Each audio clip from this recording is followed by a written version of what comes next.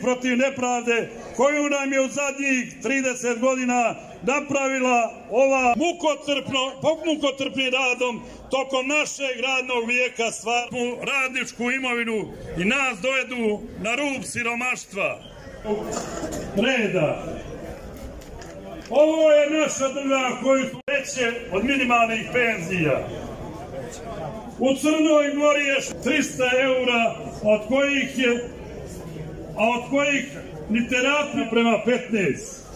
Obraćam se poštenim građanima, prošlo je 30-godišnju nepravdu da se trudili da napune svoje džepove o radničkim penzijama, nisu nikad odgovarali. Koji su rezultati takvog rada kao centru sjeverne regije? Ja sam sad najveći.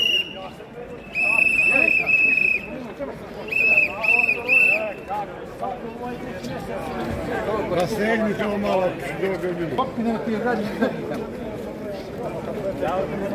Ja ga nikad nije vidio.